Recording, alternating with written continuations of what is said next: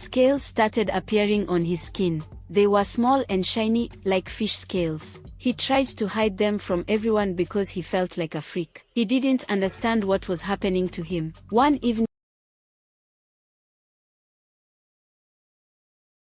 the missing son of a mermaid. In a small village in Nigeria, there lived a boy named Tand. Tand was 15 years old and lived a normal life with his parents. He went to school, played with his friends, and helped his parents with chores. But as he turned 15, strange things started happening to him. Tand began to love the water a lot. He would spend hours swimming in the river near his village. One day, he noticed that he could stay under the water for a long time without needing to come up for air. He thought it was strange but also kind of cool. But soon, Tand started having trouble breathing when he was on land. He would feel like he was choking, and it made him very scared. He didn't know what was happening to him. He tried to talk to his parents about it, but they just told him it was nothing to worry about. One afternoon, as Tand sat by the river, he noticed a strange woman watching him from behind a tree. She had long, flowing hair and eyes that seemed to sparkle like the water. Every time he looked at her, she would disappear.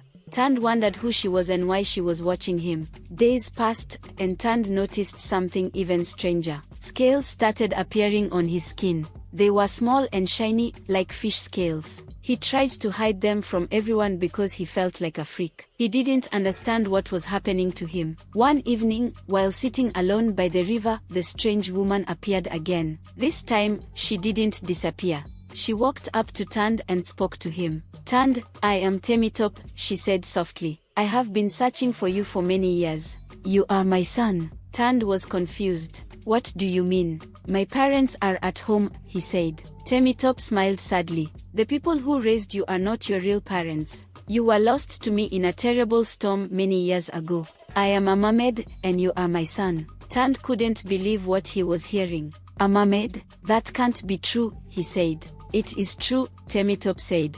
"That is why you love the water and why you have scales on your skin. You belong with me in our underwater home." Tand felt a mix of emotions. He was scared, confused, and curious all at the same time. He wanted to know more, but he also felt loyal to the parents who had raised him. Temitop gently touched his face. "I know this is a lot to take in, but you need to come with me. It is the only way you will understand who you really are." Tand looked into her eyes and saw the same sparkle that he saw in the water. He knew she was telling the truth, but what would happen to him? What about his life in the village? Tand took a deep breath and made a decision. "Okay," he said. "I will go with you." And with that, Tand's journey to discover his true identity began. But what adventures awaited him in the underwater world? Would he be able to adjust to his new life, and what challenges would he face? Tand was about to find out. Temitop held Tand's hand, and together they walked to the edge of the river. Tand felt a mix of excitement and fear as he looked at the water,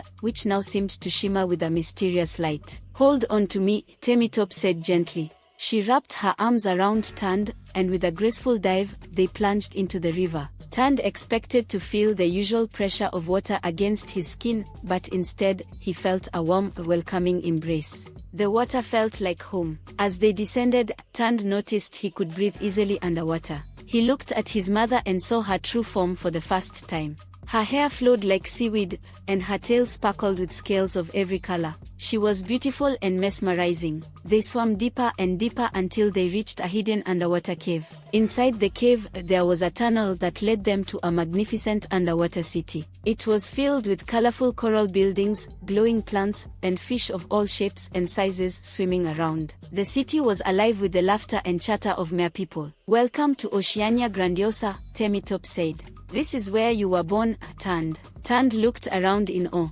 Everything was so different and magical. He felt like he was in a dream. As they swam through the city, the mere people stopped and stared at Tand. They whispered among themselves, and some even waved at him. Tand felt a mix of pride and nervousness. He was a part of this world, but he didn't know how to fit in yet. Temitop brought Tand to a grand palace made of shimmering seashells. Inside, they were greeted by an elderly mermaid with a kind face. "This is Queen Adani, our ruler," Temitop explained. Queen Adani looked at Tand with gentle eyes. "Welcome home, young prince," she said. We have been waiting for your return. Prince? Tand asked, bewildered. Yes, Temitop said.